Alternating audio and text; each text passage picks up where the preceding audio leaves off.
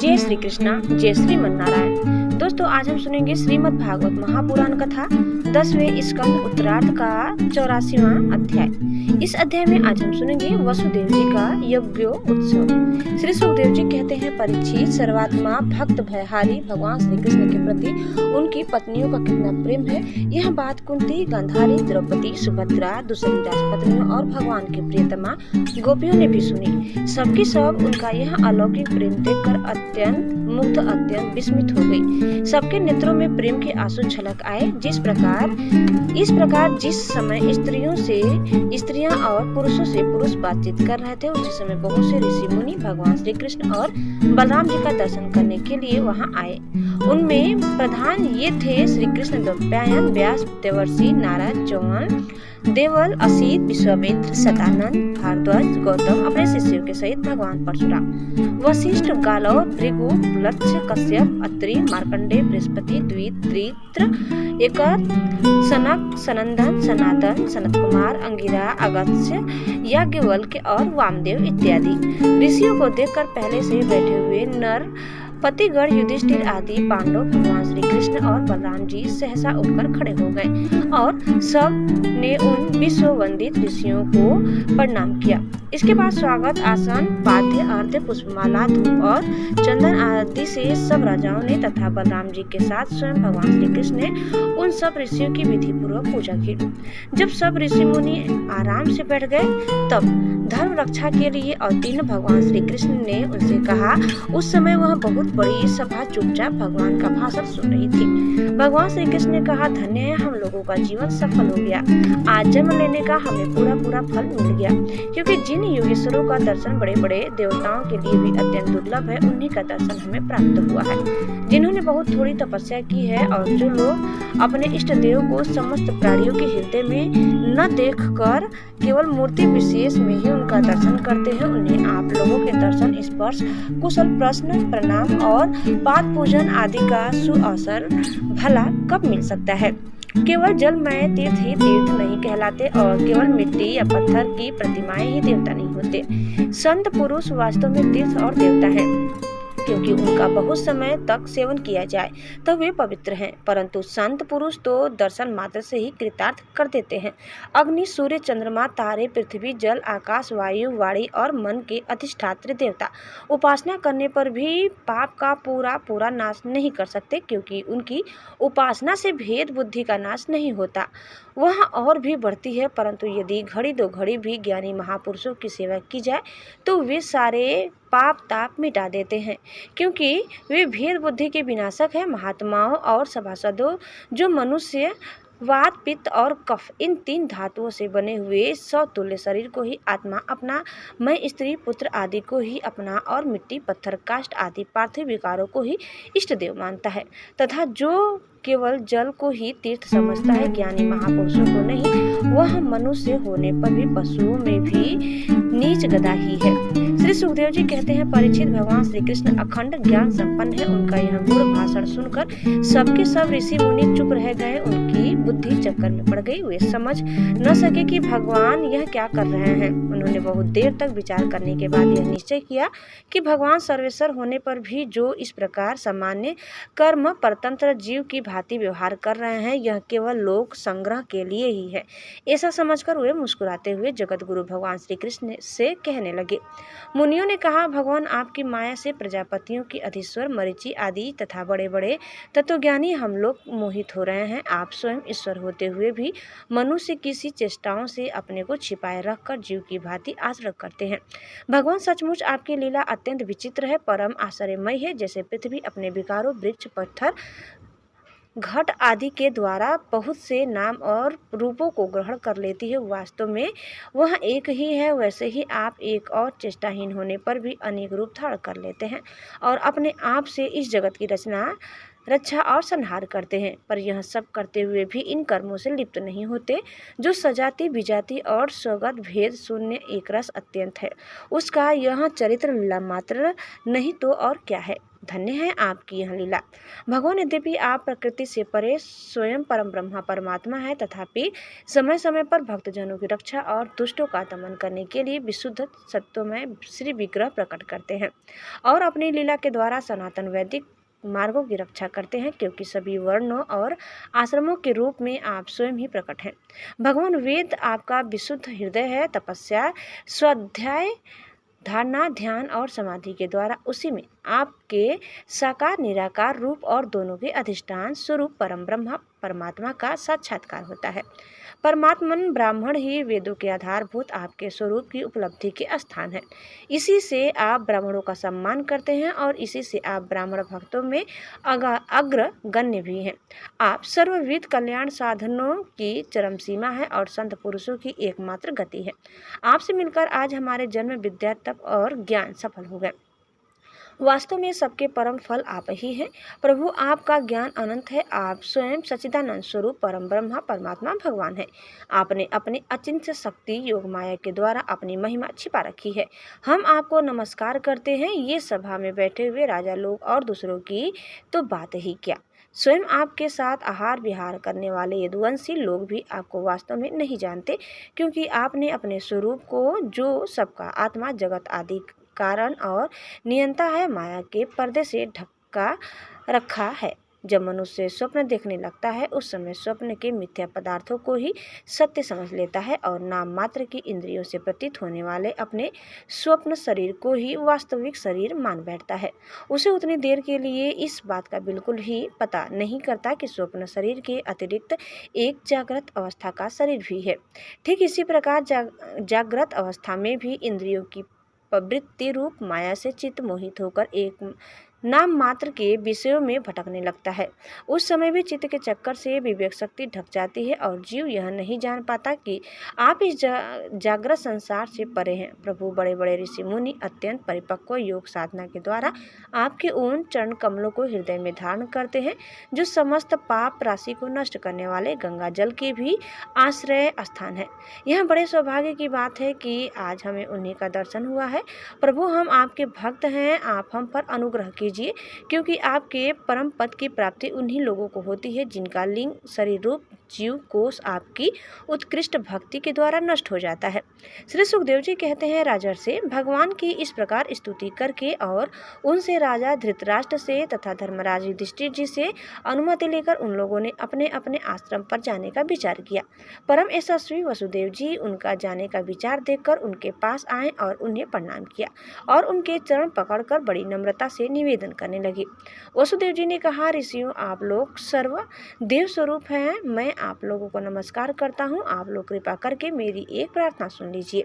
यह कि जिन कर्मों के अनुष्ठान से कर्मों और कर्म वासनाओं का आत्यंतिक नाश मोक्ष हो जाए, उनका आप मुझे उपदेश कीजिए। नारद जी ने कहा, ऋषियों, यह कोई आश्चर्य की बात नहीं है कि वसुदेव जी श्री कृष्ण को अपना बालक समझकर शुद्ध जिज्ञासा के भाव से अपने कल्याण का साधन हम लोगों से पूछ रहे हैं। संसार में बहुत पास रहना मनुष्यों के अनादर का कारण हुआ करता है। देखते हैं, गंगा तट पर रहने वाला पुरुष गंगा जल को छोड़कर अपनी शुद्धि के लिए दूसरी तीर्थ में जाता है। श्री कृष्ण की अनुभूति समय के फेर से होने वाली जगत की सृष्टि, स्थिति और प्रलय से मिटने वाली नहीं है। वह स्वतः किसी दूसरे निमित्त से, गुणों से और किसी से भी छिड़ नहीं होती। उनका ज्ञानमय स्वरूप अविद्या, राग, द्वेष आदि क्लेश, पुण्य पापमय कर्म, सुख दुख आदि कर्म फल तथा सत्व आदि गुणों के प्रवाह से खंडित नहीं है। वे स्वयं अद्वितीय परमात्मा है। जब वे अपने को अपनी ही शक्तियों, प्राण आदि से ढक लेते हैं, तब मूर्ख लोग ऐसा समझते हैं कि वे ढक गए हैं, जैसे बादल, कोहरा या ग्रहण के द्वारा अपने नेत्रों के ढक जाने पर सूर्य को ढका हुआ मान लेते हैं। परीक्षित, इसके बाद ऋषियों ने भगवान श्री कृष्ण, बलराम जी और अन्यान्य राजाओं के सामने ही वसुदेव जी को संबोधित करके कहा, कर्मों के द्वारा कर्म वासनाओं और कर्म फलों का अत्यंतिक नाश करने का सबसे अच्छा उपाय यह है कि यज्ञ आदि के द्वारा समस्त यज्ञों के अधिपति भगवान विष्णु की श्रद्धापूर्वक आराधना करके त्रिकालदर्शी ज्ञानियों ने शास्त्र दृष्टि से यही चित्त की शांति का उपाय, सुगम मोक्ष साधन और चित्त में आनंद का उल्लास करने वाला धर्म बतलाया है। अपने न्यायोचित धन से श्रद्धापूर्वक पुरुषोत्तम भगवान की आराधना करना ही द्विजाति ब्राह्मण, क्षत्रिय और वैश्य गृहस्थ के लिए परम कल्याण का मार्ग है। वसुदेव जी विचारवान पुरुष को चाहिए कि यज्ञदान आदि के द्वारा धन की इच्छा को, गृहस्थोचित भोगों द्वारा स्त्री पुत्र की इच्छा को और कालक्रम से स्वर्ग आदि भोग भी नष्ट हो जाते हैं। इस प्रकार से लोकैंसना को त्याग दे। इस प्रकार धीर पुरुष घर में रहते हुए ही तीनों प्रकार की ऐसा इच्छाओं का परित्याग करके तपोवन का रास्ता लिया करते थे। समर्थ वसुदेव जी ब्राह्मण, क्षत्रिय और वैश्य ये तीनों देवता, ऋषि और पितरों का ऋण लेकर ही पैदा होते हैं। इनके ऋणों से छुटकारा मिलता है। यज्ञ, अध्ययन और संतान उत्पत्ति से इनसे ऋण हुए बिना ही जो संसार का त्याग करता है उसका पतन हो जाता है। परम बुद्धिमान वसुदेव जी आप अब तक ऋषि और पितरों के ऋण से तो मुक्त हो चुके हैं। अब यज्ञों के द्वारा देवताओं का ऋण चुका दीजिए और इस प्रकार सबसे ऋण होकर गृह त्याग कीजिए। भगवान की शरण हो जाइए। वसुदेव जी आपने अवश्य ही परम भक्ति से जगदीश्वर भगवान की आराधना की है, तभी तो वे आप दोनों के पुत्र हुए हैं। श्री सुखदेव जी कहते हैं, परीक्षित, परम मनस्वी वसुदेव जी ने ऋषियों की यह बात सुनकर उनके चरणों में सिर रखकर प्रणाम किया, उन्हें प्रसन्न किया और यज्ञ के ऋषिजों के रूप में उनका वर्ण कर लिया।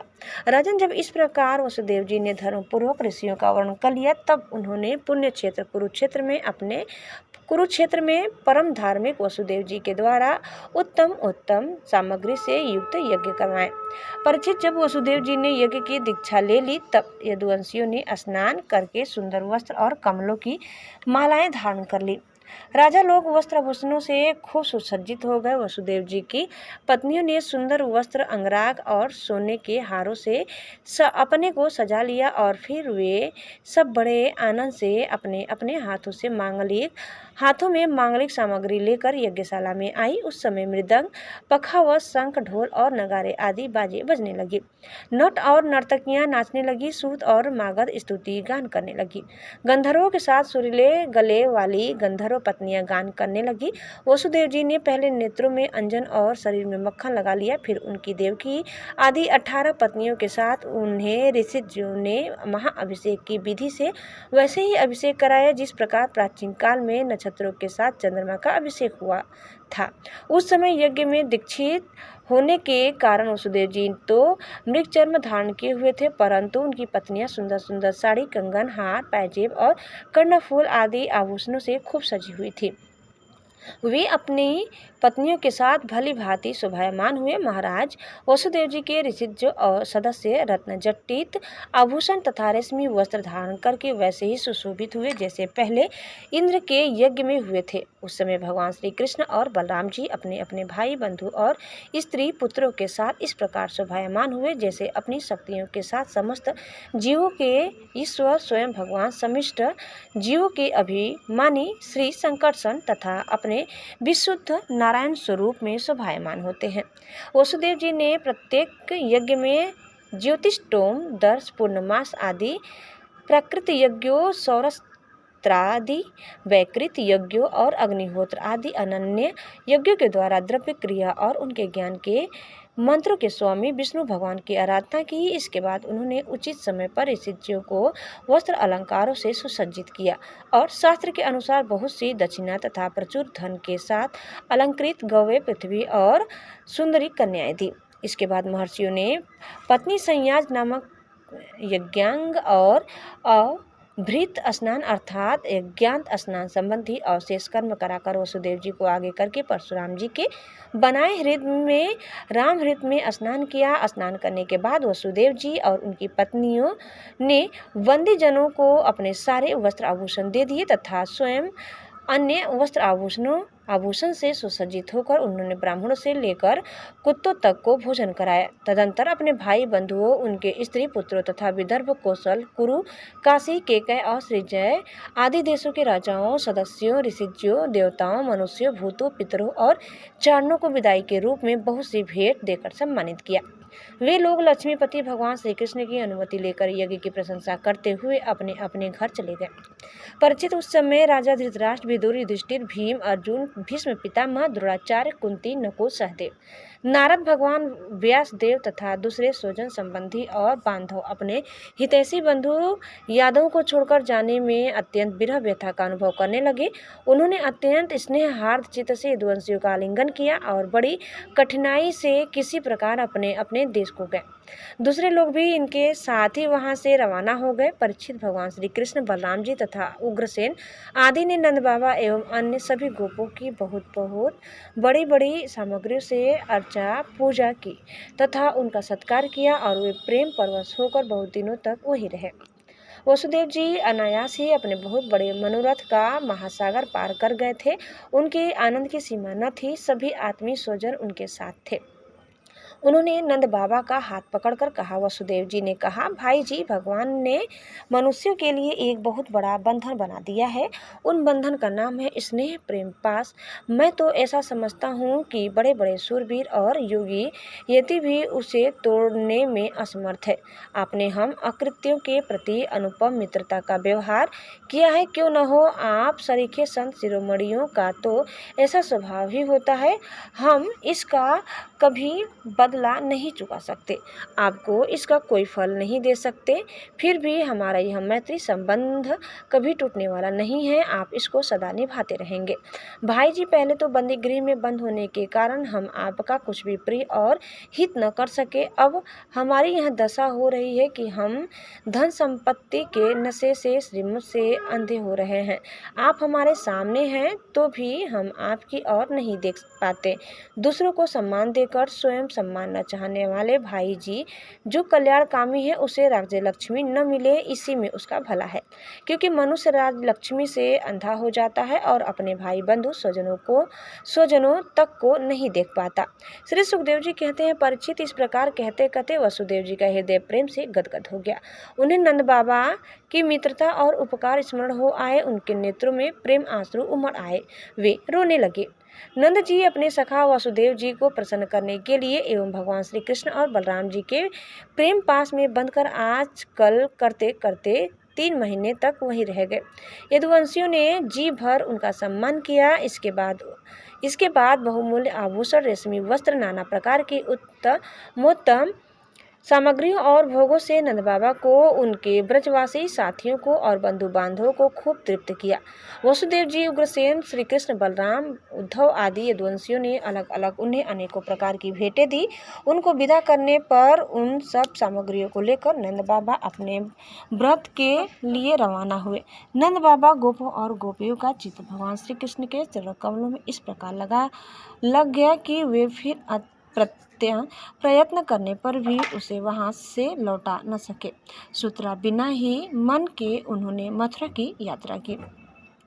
जब सब बंधु बांधव वहां से विदा हो चुके, तब भगवान श्री कृष्ण को ही एकमात्र इष्ट देव मानने वाले यदुवंशियों ने यह देखकर कि वर्षा ऋतु आ पहुंची है, द्वारका के लिए प्रस्थान किया। वहां जाकर उन्होंने सब लोगों से वसुदेव जी के यज्ञ, महोत्सव, स्वजन संबंधियों के दर्शन, मिलन आदि तीर्थ यात्रा के प्रसंगों को कह सुनाया। तो दोस्तों, इस प्रकार कथा यही समाप्त होती है। उम्मीद करते हैं कि आपको हमारी आज की कथा जरूर पसंद आई होगी। कैसी लगी कमेंट करके बताइए। चैनल में नए हैं तो प्लीज़ लाइक, शेयर और सब्सक्राइब करना न भूलें। धन्यवाद। जय श्री कृष्णा। एक बार प्रेम से बोले श्री बांके बिहारी लाल की जय।